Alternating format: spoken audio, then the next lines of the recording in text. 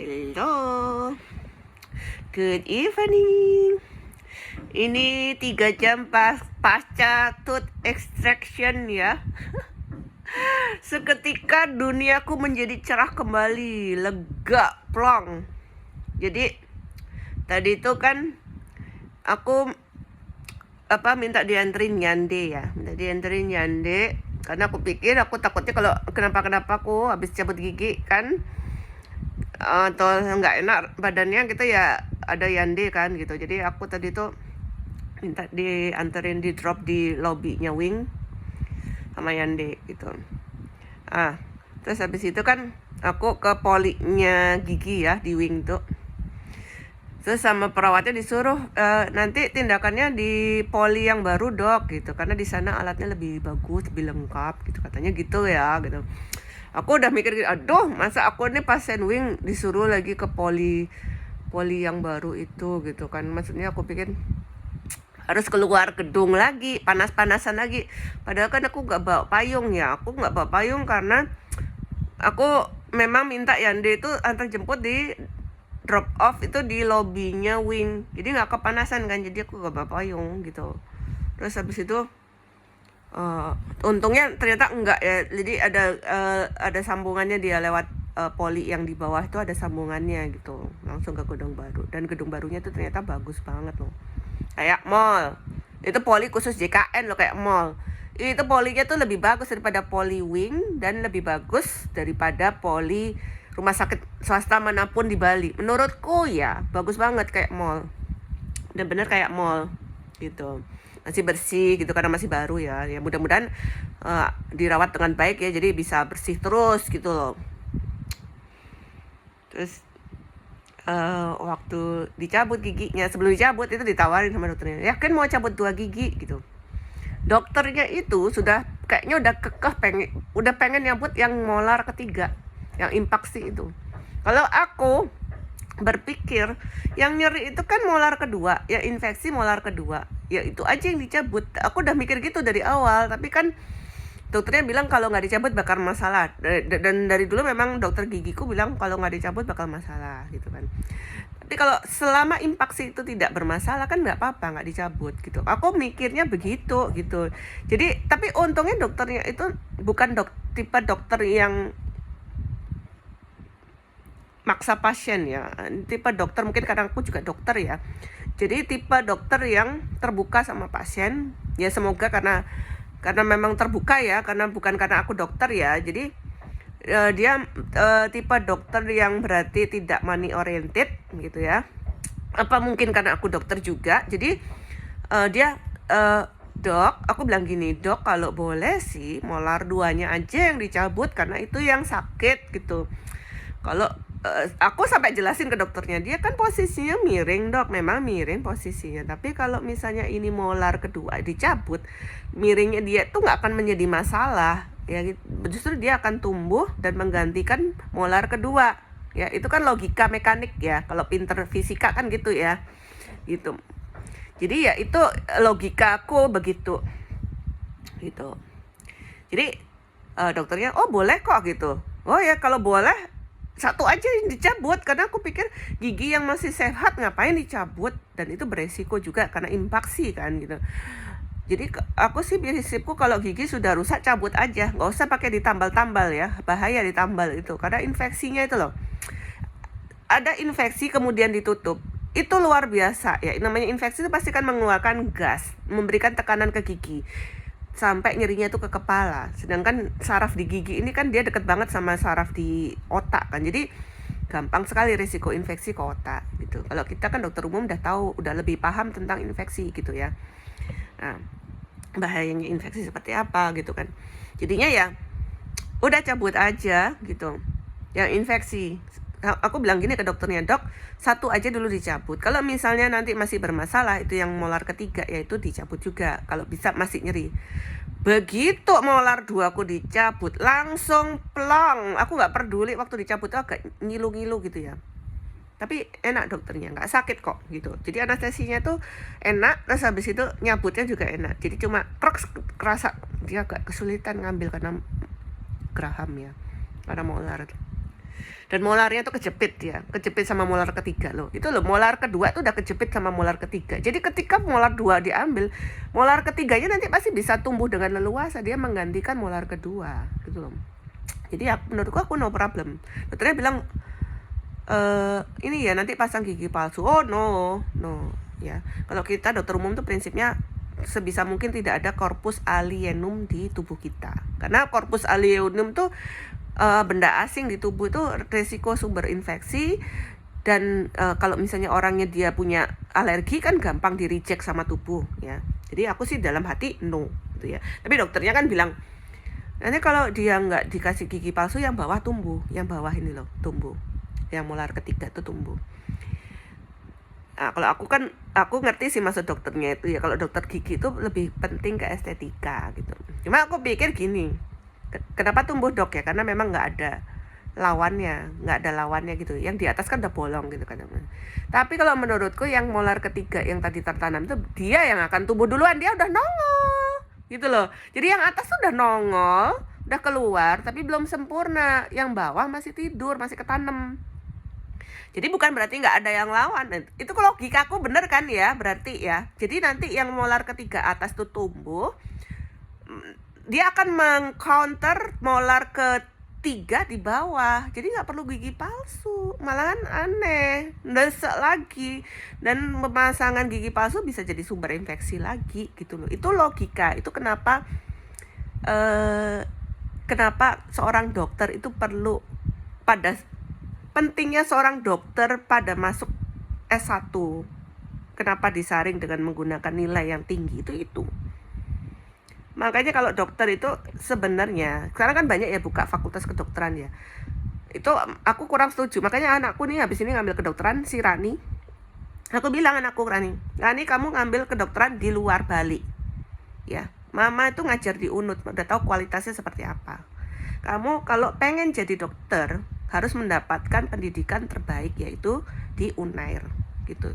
UNAIR kan karena ada omanya ya gitu. Aku bilang gitu, nggak usah kamu pikirkan jalurnya apa. Anakku kan bilang, ma aku kalau nggak keterima UTBK aku mendingan di UNUD. Oh jangan, kamu apapun jalurnya yang penting kamu bisa masuk ke UNAIR. Aku udah bilang gitu, tapi aku ya juga nggak bisa maksa anakku ya gitu. Aku udah bilang kalau di UNAIR itu pendidikannya lebih bagus, kualitas lebih bagus.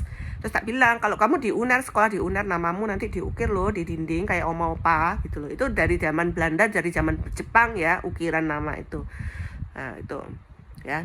Kalau papanya kan nggak ngerti ya, papanya nggak ngerti. Kalau aku kan tahu bedanya pendidikan di Jawa dengan di Bali gitu. Jadinya ya ternyata memang aku itu pentingnya kalau kita punya ilmu ya, otak kita berlogika. Jadi pinter mekanik, pinter ilmu mekanik, pinter ilmu fisika. Jadi gitu. Kalau dokternya kan nggak mikir, walaupun dia bedah mulut, dia nggak mikir sampai segitunya. Kalau aku mikir, dok ini ingat loh ada tadinya mau dicabut loh molar ketiga. Padahal molar ketiga aku tuh nggak kenapa-kenapa. Jadi molar ketiga itu pasti kalau dia akan tumbuh karena dia sudah keluar. Dia nggak mikirkan molar ketigaku ini yang di atas. Dia langsung memikirkan molar ketigaku di bawah. Kalau yang di atas sudah dicabut, yang bawah akan tumbuh.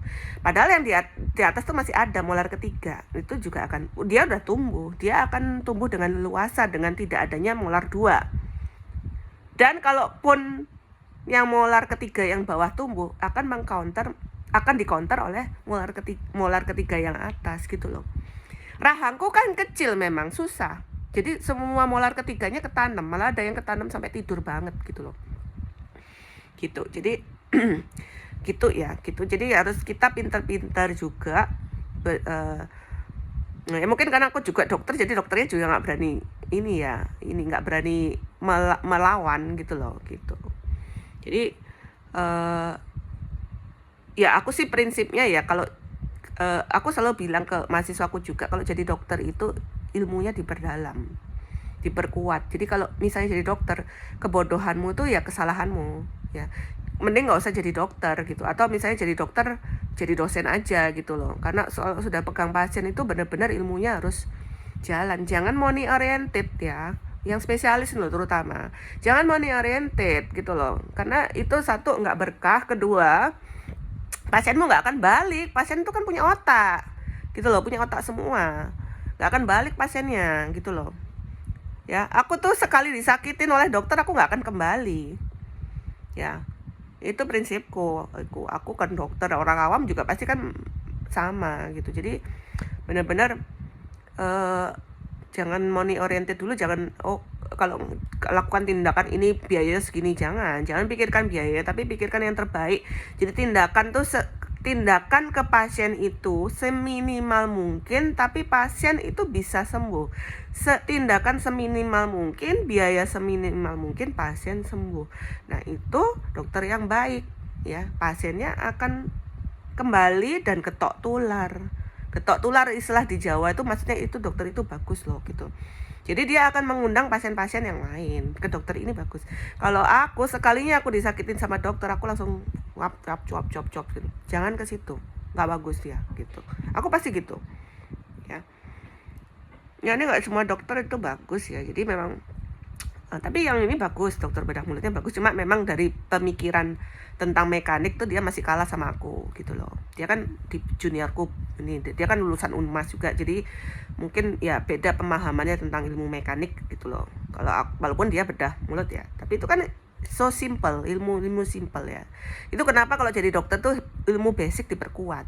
Ilmu basic tuh apa ya? Ilmu matematika, ilmu fisika, ilmu kimia yang dipelajari sejak SMA, SMP apa SMA itu ya. Itu memang sangat berguna ya. Fisika, kimia, matematika itu dibawa seumur hidup ilmunya. Dan aku selalu bilang gitu ke anak-anakku. Gitu. Perkuat ilmu dasar, kemudian di kedokteran nanti diperkuat dulu ilmu dasarnya, baru ilmu klinik ya. Jadi gitu, kalau dasarnya nggak kuat, klinik nggak bisa apa-apa. Jadi apa nanti kalau hanya belajar ilmu klinik? Jadi dokter tukang gitu. Dokter tukang itu ya, protapnya ini ikut, protapnya ini ikut gitu. Tapi tidak bisa berpikir secara logis gitu. Ya, itu terbukti. Aku membuktikan sekarang ini. Jadi aku bener-bener plong. Terus tadi pulang, dokter udah punya antibiotik sudah. Aku pasti antibiotik kan. Udah punya anti nyeri dok? Belum sih, saya nggak biasa minum anti nyeri soalnya. Oh harus dok gitu. Nanti dokter beli sendiri. Iya beli sendiri aja gitu. Ini bakal nyeri ya dok gitu? Iya dok pasti. Oh nyeri banget dok gitu. Aku dibilangin nyeri banget loh. Aku tuh udah biasa dengan rasa nyeri dan nggak biasa pakai analgesik.